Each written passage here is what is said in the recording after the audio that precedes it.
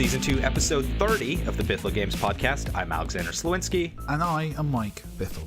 Each week we talk games, what it's like to make games, and the random stuff we don't generally find time to talk about because we are playing and or making games. Show notes, Subsurface Circular, and the Game Dev Business Handbook are out there. Please pick those up. We are rapidly approaching the end of Season 2 of the show. Rapidly. We've been planning Season 3 and taking your feedback. Have we? Have you been playing Season 3? Yes. Okay, good. Cool. Wait, I'm trying to be inclusive. Thank you for making me a part of the process. Carry on. We've been taking your feedback, the audience, not Mr. Bithel's. I have feedback. I really have to get out of that habit now. Mr. Bithell. It's good. I like it. We heard your requests for guests. That's on the agenda. If there's other aspects of the show you'd like us to focus on, send those to contact@bithellgames.com. I'd also like to thank all of you out there for listening to this show. We cover some pretty nerdy stuff in game development and business. Mm-hmm. And to watch the audience numbers slowly tick up over the past couple years means that there is an audience out there for this type of information, and you're letting your friends know about it and sharing that this show exists. So thank you. Thank you for that. As we're wrapping up things and hopefully jump right into Season 3, as I mentioned, the plan is to line up guests, and if there's anything else you want, contact@bithellgames.com. Mike, what are you playing? I've been playing a lot. I've started trying to catch up. Kind of now Subsurface is out, I can actually play video games again. So I've been playing, what have I been playing? Hellblade. Completed that. That was great. That was really good. Really nice storytelling, some very kind of interesting combat system, kind of a combat system that doesn't tell you anything. Like, you actually have to discover stuff as you go, which I really enjoyed. It's, we've talked a lot about tutorials and kind of explaining stuff to the player on the show.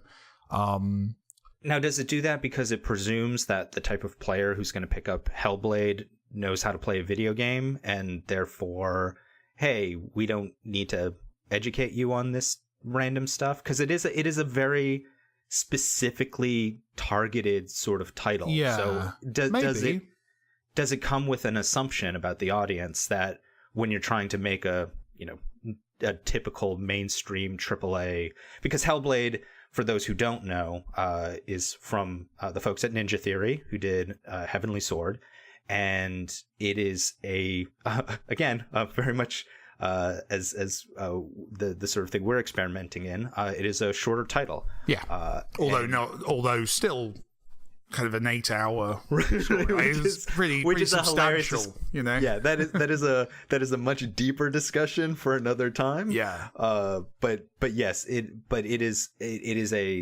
a shorter title, but it also has a price tag that follows that idea. Like, there once upon a time there were also titles that were as air quotes short as Hellblade, but still charged you $60 for it. Yeah, it feels like the right price. It really does. But to answer your question, I think it makes some assumptions about the player. I also think, though, that the tone of the game, it feels almost like a survival horror beat 'em up. Like it's that kind of thing. So you're almost, I think you're meant to feel at a disadvantage. I think you're meant to feel like you're panicked and working things out. I think that's the tone they're going for. So I think maybe that's part of it, is this idea of, if they gave you all of the information, you might feel a bit too powerful, a bit too empowered.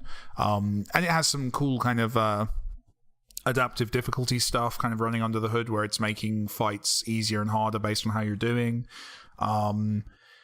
I really dug it, and I was surprised at how good it was story-wise. I think that was the thing that was really surprising me, because obviously I'd heard, and I'd seen early trailers for it where they were talking about, obviously it deals with, psychosis and kind of mental health issues in general.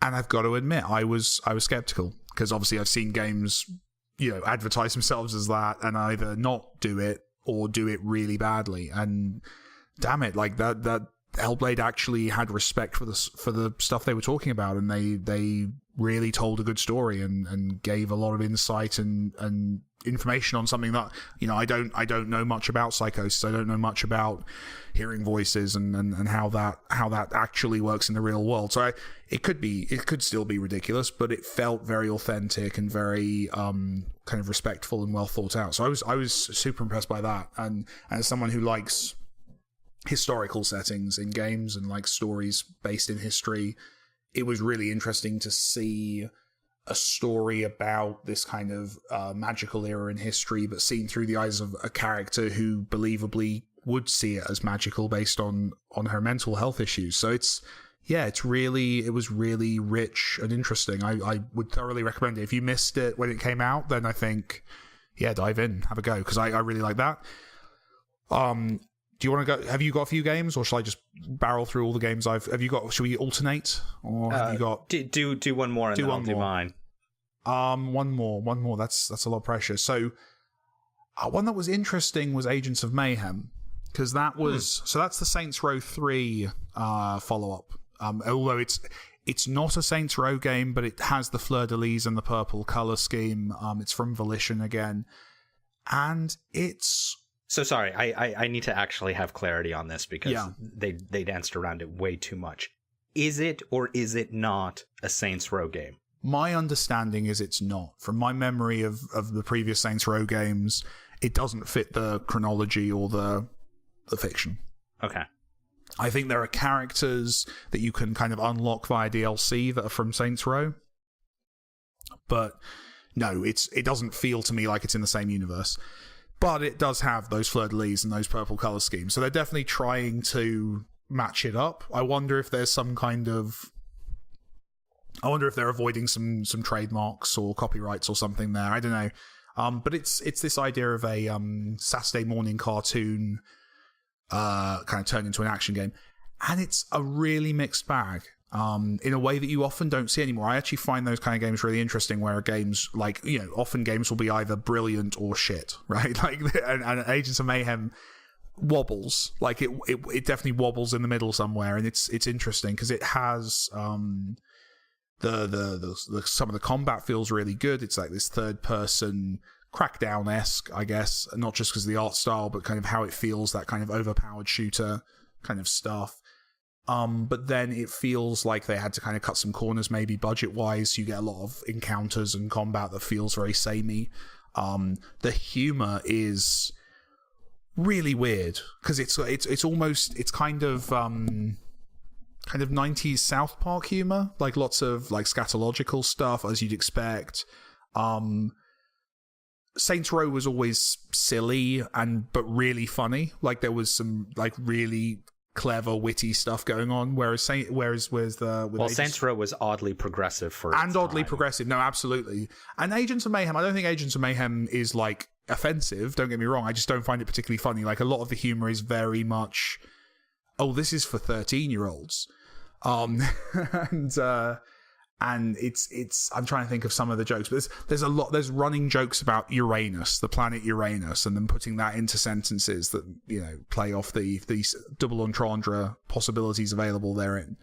And you just think this isn't as witty as Saints Row. Like it's a weird, it's not Borderlands either. It's kind of this, like Borderlands is very funny and very, very kind of cleverly written in a lot of places. So that kind of falls apart a little bit. But in terms of running around shooting stuff, it feels pretty satisfying on that level. I don't think it's a game I'm going to complete, but I had some fun with it.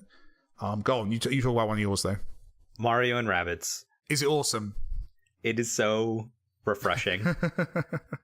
It is okay. Let's boil this down. It's XCOM, folks. It's XCOM with Rabbids and Mario, and Rabbid Peach is my Patronus. She is everything. It is fascinating to watch. These very colorful, lawful good characters from the Mario world, meeting these, and D&D nerds, feel free to correct me or get detailed on. I think the Rabbids are chaotic neutral. I think that's where they are on the spectrum. They just sort of are. They're like Looney Tunes, aren't they? It's like Looney Tunes meeting Mickey Mouse almost. It's kind of that kind of anarchic silliness. Well, there's definitely a darkness to them. Like they definitely They definitely do some things that are dark. And then there's these weird things that I don't know if Nintendo authorized or just didn't notice. And another thing you definitely need to understand culturally from the Rabbids is there is definitely a French humor undertone to them that has existed since all the way back. Oh yeah. Like from the beginning, because French clowning, like the minions in Despicable Me, are also that kind of history of kind of French clowns and mimes, right? Yes, and very, and the minions are very much the Rabbids, right? Like they're like, that is, if you could have a trademark or some kind of copyright dispute over something like that, it's there. But so the Rabbids, so there's a scene there, and you really gotta pay attention to see this one. At the beginning of the game, the one of the Rabbids pulls a rubber ducky out of his bum. Okay. And then once the machine that starts fusing everything together and sends them to the Mushroom Kingdom, throws everything into chaos. That same Rabbid, or you presume it's the same Rabbid, is lying on top of a huge rubber ducky, lying on his bill, sort of, and the rubber ducky has a spiked leather collar on, and there's interesting stuff like that it's just like, if you're an adult and you're paying attention, it touches on some things. I feel like Nintendo have been dipping their toe in a little with this a lot, though, haven't they? In terms of, I know there's been some stuff in some of the localizations of recent games from Nintendo where they're definitely realizing there's an adult audience that they can put some sly references in for. Yes. God, I'm trying to remember. Yeah, there have been a few games lately from Nintendo that I feel like they've been quietly kind of exploring that. Yeah. But so yes, the Rabbids and Mario fit really well together, which is the oddest thing to say. And it is a turn-based action game. It is very much, if you have played anything in the style of XCOM, that is exactly what it is. The colors are vibrant. It's really just fresh in being accessible to as many people as possible. Yes, there are, and it gets deep. It's still got skill trees in there. It has various weapon types. The characters all have different classes that they are. It's very much, when Mario RPG first came out. I was going to say, it reminds me of Mario RPG in that level. Yeah, it's that first time Mario RPG comes out, and it's this is something. And then if you played any of the, I want to say they were the DS games, might even be the Game Boy Advance ones, but the Mario RPGs that were on the Game Boy Advance, what was it called? Brothers in Time. There was Bowser's Inside Story, and then there was another one like in Time one. But that really accessible level of RPG that was, yes, it was still, if you like RPGs, it is still very much an RPG, but it is designed in such a way that, hey, everyone come to this party. And that is what Mario and Rabbids is to XCOM. It is, because even having played the most recent XCOM, it's hardcore, and it's even hardcore a little bit for me. It definitely gets a little too tough. I know, get good. But this is not pulling any punches. Like you are definitely, by the second level in that game, you need to have all of your items in check. You need to be using all of the skill trees. You need to be doing everything. And so, yeah, Mario and Rabbids is fantastic. I'm enjoying it immensely, and I can't wait to get back to it. And it's on Switch, so I can just stick the Joy-Cons in it and take it off and take it wherever I want to go. And that's also, I'm really enjoying that part of the Switch.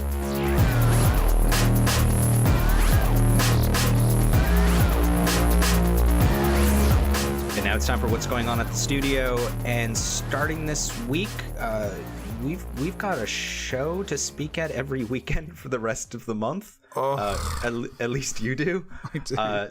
So you'll be at DICE Europe this weekend. Then you will be in Galway the following weekend. Yep. And then we will be at EGX in Birmingham the weekend after that. Yes. And details on some of those things we'll talk about on the show as we get more information, because especially something like it's interesting. Once you have a game that does well, people call you again. It's nice. It's nice to be invited to parties again. Yeah. After a couple of years, it's good. Hey, nice how you doing? Yeah. Oh, hi. Oh, hadn't heard from you in a while. You wanna swing by? Yeah. It's like being the protagonist in one of those awful movies where, like, I've had the makeover. You know, they took off the glasses and let my hair down, and now I'm really popular and I'm going to get invited to the prom. It's nice. So one of the things that I want to talk about in this is you did an interview with the Academy that runs DICE. Yes, I did.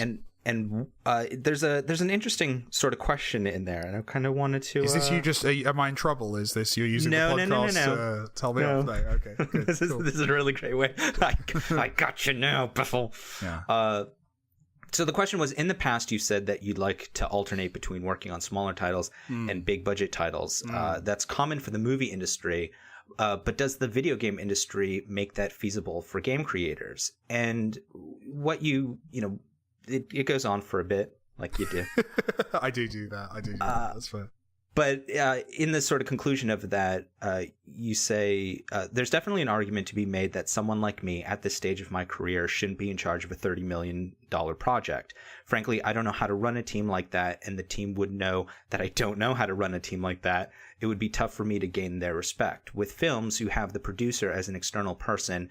You can change out the director and it still works. With games, I'm well equipped to work within a $0 to a few million budget. I definitely think that I shouldn't be in charge of the next Far Cry. Maybe later in my career, there's a lot of stuff you have to learn on the path to bigger projects like that.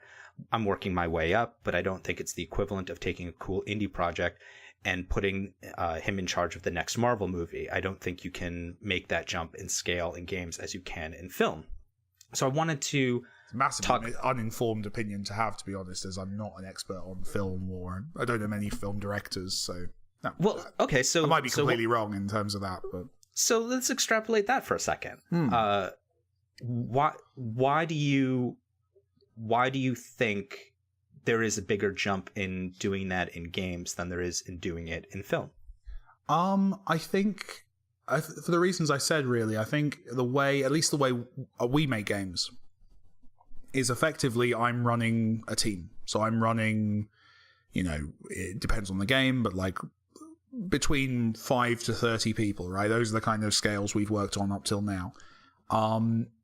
And I'm responsible both for creatively leading those projects, but I'm also responsible for making sure that, we hit our deadlines, that the milestone gets done in time, making sure that balancing act is maintained. That's a producer role. I'm basically directing and producing all of our games on like a project management level. Obviously with us, it's a bit, there's a bit of a grey area there, because you also do budgeting and you do the other side of it, but you're not on a daily basis interacting with the team, right? Like that's not the side of the production that you're doing. So it does mean that frankly, you wouldn't want me to. It's not that I wouldn't want you to. It's that I think I want to break down that a bit, because you've ambushed me there. No, I don't. It's not that I wouldn't want you to. And you're obviously involved in the team, and you're exchanging memes in the chats and everything, as you should be. I think one thing that, like, our scale, and I'm sure this is true of indie filmmaking as well, it's really helpful to us that the person who makes the creative decisions also is in charge of making sure that we hit our deadlines, which means it keeps me honest. It means that I have to make pragmatic decisions. I can't just go off on one and be like, wouldn't it be amazing if you could like fly in this level? because I'm also the guy who is going to be held responsible if we don't have our build ready for E3, you know, like, and I think that's a useful thing to put on one person because it keeps me honest. And, you know, that's how it works. And I think having that localized works for us. On a big production, I'm aware that changes. On a big production, you don't have that level of interaction. I remember I once had a conversation with quite a famous creative director. People would definitely have heard of his work. I won't name him. And I raised this question to him. I said, like, how do you maintain any kind of creative control over anything when your team is 500 people, which is often the case with these big AAA projects? And his answer was, I don't. I work with 10 people. And then they work with their teams, who work with their teams. And that's a lot of complication. I think that's where it's different for me, is in games, I would have to learn how to work within that structure, which is a very different structure to how I'm used to working right now. And I would have to learn on the job. I'd have to, and that's why respect comes into it, is because the people who I'm working with are going to know that I don't have very much experience with that stuff.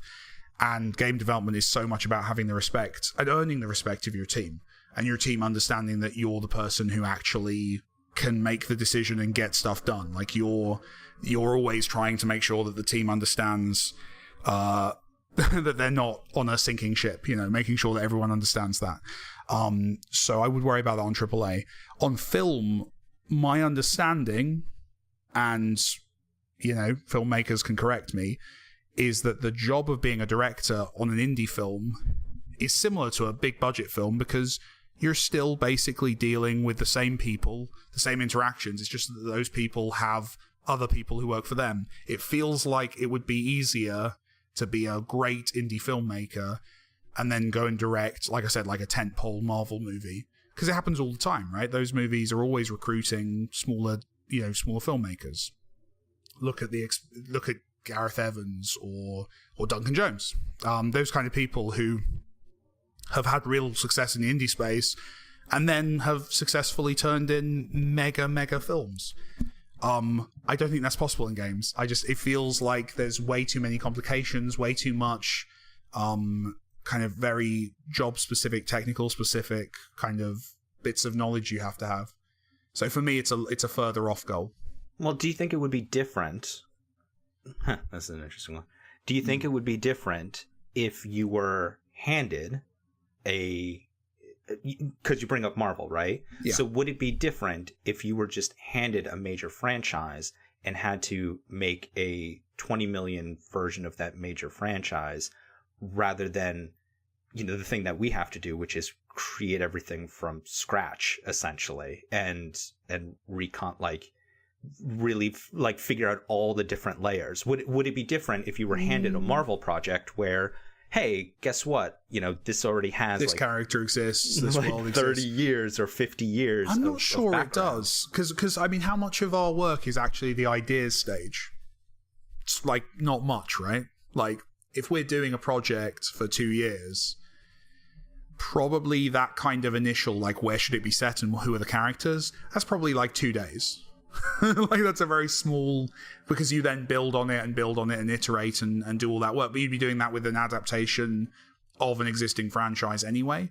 Yeah, but you're not walking into a Marvel movie where, okay, the script is done for you, the VFX sort of design, the type of camera that's going to be used, the type of filters on that camera that's going to be used, like all of those things are already, you know, those are there's a one sheet somewhere that's basically that says, hey, this is what a Marvel movie probably more than looks one like. sheet, right? Well, yeah, but I know what you mean. Yeah, I mean, maybe Marvel. I mean, Marvel is an episodic franchise at this point. Maybe something like that is even easier. But still, like, you know, it's not Gareth Evans, is it? It's Gareth Edwards. Gareth Edwards going into Godzilla, for example. Like, he's defining an entire new kind of approach to that franchise. Whether you like the movie or not, I thought it was good. I know a lot of people didn't like it. It is a unique and original thing. Rogue One, he's working to a template. Of course he is, right? Like, he's fitting into an existing universe. I don't know, man. I think, like either it's maybe I mean I'd have to talk to a film director. It seems from the outside that that's such a common thing to bring an indie over to a mega AAA equivalent franchise in movies. Wonder Woman, a recent example that's gone very well. And I mean, and maybe these people are just geniuses. Maybe it's that it only seems common to me because there's relatively few blockbusters made, and these are just the top 1% of directors. I don't know. To me, it seems scary. I feel a bit like you're bullying me into directing Far Cry 6, though. Right now, this is. I was genuinely curious because I read the interview, and it's the topic that you were surprised to see hubris, to see humility coming from my mouth. That's what it was. No, you were like, wow, Mike actually seems to know his limitations. No, this is very much a topic that you and I discuss often, right? Like, it's like long term goals. Yeah, I'd love to do a project like that. But I've done, I think, quite well in my career knowing my limitations and knowing what I'm ready for and what I'm not ready for. And we've certainly been in those meetings, right? Like, it's, I think for now, we're onto a good thing in terms of scale and doing stuff. And if the right opportunity comes along down the road and I feel ready, then we'll go for it. But otherwise, I think, I've seen enough games flop. I've worked on enough bad games for other people that I want to avoid some of those pitfalls. And humility helps. 1, 2, 3. I want to thank you for reading the Freedom Mail again. Thank you for reading the Freedom Mail again. Mike and Alexander, I have one simple question for you. Go for it. Do you have a preferred term for the shared universe many of your games appear to be set in? Suggestions include... Wait for it. Let's hear them. You're going to love this. I am. Suggestions include Bithellverse, Bithell Video Game Universe, the Bithell Sphere, Bithelltopia. Thank you for an amazing podcast and yet more amazing games. James G. Can I answer this one? I mean, if it's from James Guernsey and he's trying to get us to call it Bithelltopia, that makes sense. You can answer. I've got an opinion. Go on. Give your answer. No, it's the Bithellverse. That seems to be the name that, like, I've seen on forums and stuff. People seem to have That's what we call it internally. Is that what we call it internally? Yes. I swear to God, I've never said the words Bithellverse. Yes. You might have done. Yes, you have. That is what we call it. Yes, that is what we call it internally. What a dick. I've seen forums refer to it as Bithellverse. I think that's what's settled in as the term among, like, the hardcore. So yeah, Bithellverse then. It's definitely the Bithellverse, James. And yes, for those who haven't played Subsurface Circular, yes, there are nods. There are nods, as there are in our titles. To some critics refer to them as indulgent. Oh, did you have to bring that up? They are indulgent. In fairness, I'm with the critics on that one. No, I strongly disagree with that. I respect the critics. No, I agree with the critics. I think it is indulgent. I just don't think that's a problem. I don't understand. I don't understand the problem if our title exists in the same universe as other things, that they wouldn't refer to these other things, especially since, specifically in Subsurface Circular, there is a character in there who is based on events from another game. Like, they don't exist without that. It's cool. You can call my game indulgent if you give me an 8 out of 10. It's fine. I think it was an 8.5 out of 10. So. Was it an 8.5 out of 10? Oh, that's right then. So yeah, you get to have your indulgent line in there. That's it, right? I feel I should be allowed that. What's the next question? All right, so this one's a long one, but it is definitely in the wheelhouse of the stuff that you folks out there really enjoy. So we're just gonna go for it. Dive in. Let's do it. Here we go. James, another James, sends this one in. Hey y'all. A little info about my personal background. I'm currently working in serious game space at a university where we're using Unreal, technology to create simulators for medical, pharmaceutical students, and professionals alike. Think Moonbase Alpha or Flight Simulator, but for PharmDs and MDs. This is my first job in games, which I had zero intention of getting into. I'm a computer engineer, biomedical engineer, so I always thought I'd end up in robotics or medical research, which makes me that rare unicorn that accidentally ended up in the games industry. There's more than you'd expect. But I guess this is my life now. As I've heard from nearby engineers and designers alike, once you go into the games industry, it's impossible to get out. Whoops. Question background.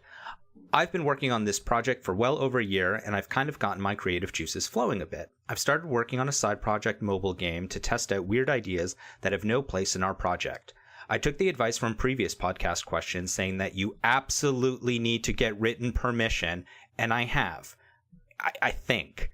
I've talked about it numerous times with my department head verbally, and in all of those correspondence, we've hit on the following bullet points. 1, can I make a side project? 2, do I own the IP I make to that side project? And 3, can I make money on that side project? To which the answer to all 3 has been, quote, yes. So far, so good. I wanted written confirmation, so I wrote in an email those exact bullet points to confirm the foreshadowing, I am good, end of foreshadowing portion of our discussion. To which he replied, quote, I have not received anything from HR until further notice. Please proceed with my approval. Added context. I've gone through all of my contacts, and at no point did I sign any non-compete, nor did I sign over my IP rights. I assume that there is some kind of overarching assumption, but the university, I'm trying to avoid certain indicators here. But the state also has a right to work, is also a right to work state, so maybe not. Anyway, to finally get to my question, bold, italicized, am I good? Question mark. Signed, James. P.S. I had to run our project's booth while you were speaking. I was at a conference and he had to run a booth and totally missed out on the conversation that we had. So that's a bummer. So James, this is definitely one of those situations where neither Mike nor I are attorneys. How dare you? How dare you? And there is, I could tell you how our documents internally at the company are formatted for situations like this. But I know lawyers, and I decided to get the real answer from a real lawyer. Look at you. Look at you. So, good on you. Nice one. Yeah, go for it. So yes, so this one comes from Brandon Huffman of Odin Lawn Media, who is actually also featured. This is totally not intentional, or no, I did this. I did this weeks before we announced the book. So yes, he is also featured in the Game Dev Business Handbook. Is that book available for pre-order, Alexander? It is. It is available at GameDevBizBook.com. GameDevBizBook.com. Thank you. Yes. So this was his response. Alexander. If all, capitalized, 3 of these are true. 1, the side project is being developed on his own time with his own equipment and without use of the company's property, including IP or trade secrets. 2, the side project does not relate to the company's business or anticipated business, in this case probably anything in the biological sim serious game realm. And 3, does not result from work done for the employer. Then it doesn't matter what the contract or university policy says, he owns it. The contract is void against public policy, a rare breed of contract. Here's the North Carolina statute. He linked me the statute, which I've forwarded on to James. But not every state is going to have a statute like this. That doesn't mean he won't get sued. It just means he will likely win if he did. Okay. Which is a huge thing. Sorry. Which is a huge thing. To be aware of all you lovely people out there, that whenever these, because we've heard the term fair use before in the past and fun stuff like that. Yes, you may win the eventual court case when you get sued, but that doesn't mean you're not going to get sued. You might still very well get sued. And it doesn't mean that you're going to be able to afford to fight the entire battle. Correct. You'll win in the end, probably, but it's a long road, and you have to decide on who's on the other side of that table. Anyway, Brandon goes on. If any of the above are not true, the university's inventions policy probably comes into play. I know he says he never signed a non-compete or signed over IP rights, but if he ever signed a policy handbook, etc. I was going to say the handbook's where this would be buried, right? Yep, that's exactly where it's buried. That's where it's buried in ours. But lovingly placed, I think. Lovingly placed in ours after much discussion. So, like, I need to be incredibly clear on that. Like, yes, we have a policy on this in our policy handbook, but it was a lot of back and forth. Anyway, but if you ever signed a policy handbook, etc., that could be problematic. Plus, under some circumstances, whether he signed anything doesn't matter. For example, if he is an employee using their equipment on their time, they own the results. Yeah. This would also be complicated by whether he works for the university or for a contractor to the university, and then he provided the university's invention policy as well. So all of this stuff, if you work at a university or any type of, it's buried in there somewhere, like most of the time. Universities are notorious for trying to assert ownership of work done by both employees and students. I got attacked about 10 years ago because I was upset that a university basically claimed ownership on all the work that students did. And so then the professors of that university, and then they got some of their students as well, to come after me saying that, oh, the students are protected by us owning everything. And I protected all the way to the bank. Yeah, I have strong reservations about that statement. I've seen it happen. I've seen, like, I've lent lawyers. I've done similar to what you're doing now, which I've kind of gotten lawyers to give advice to students before now, because there are universities out there who are aggressive in their attempts to claim ownership of work done by students. And I'm sorry, you already got your tuition fees. Be very, don't be cheeky, universities. Well, of course they're going to be cheeky because, they don't have to pay taxes. Anyway, going on. So Brandon continues, if he works for the university, it might be good to go around the supervisor to the university's office. And this is actually the important part. I'll start this all over again. If he works for the university, it might be good to go around the supervisor to the university's Office of Commercialization and Economic Development, and without disclosing the specifics of what he's working on, ask them what they would like him to disclose, etc. Then ask for confirmation from them by email. Even if the university has some IP right, I've seen them give up their rights and ask for nothing for things on the tech side, apps, games, etc., in a way they never would in the life science or pharma industries. So again, that's the response from Brandon Huffman of Odin Law in Media. And yeah, there are numerous layers to this, and there's much discussion that we can have about the ethics of owning the intellectual property of students who are paying tens of thousands of dollars a year and do not work for the university, do not have a grant. Yeah, there's a bunch of different layers to this stuff. I think there's a general lesson here, which is don't necessarily always believe your boss knows everything. If you work for a company and you have a direct supervisor or boss, don't take them at their word. If they say something's probably fine, there is some legal defense there that you can say, well, I was told it was fine by my boss, but it's not a watertight legal defense, and that person could be that person could get you in trouble. Even that's just through incompetence rather than actually wanting to get you in trouble.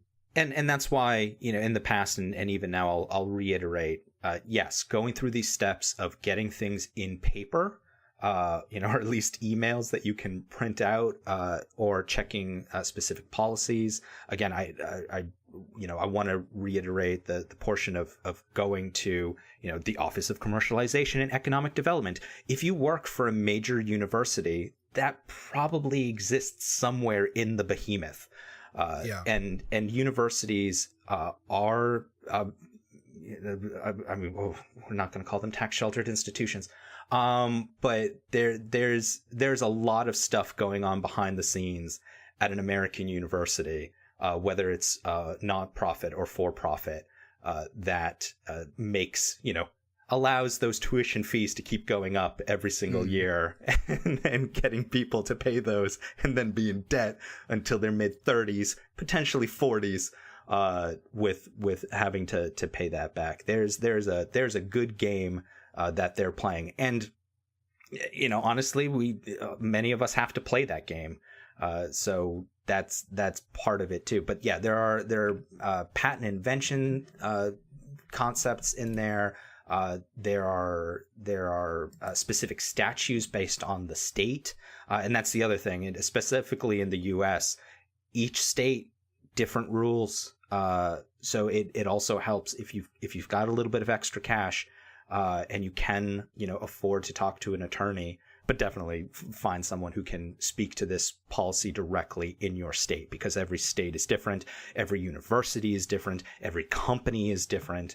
And we've talked on the show before about our internal company policy is very different than if you took a job with someone else. So there are layers and layers and layers here that are worth exploring.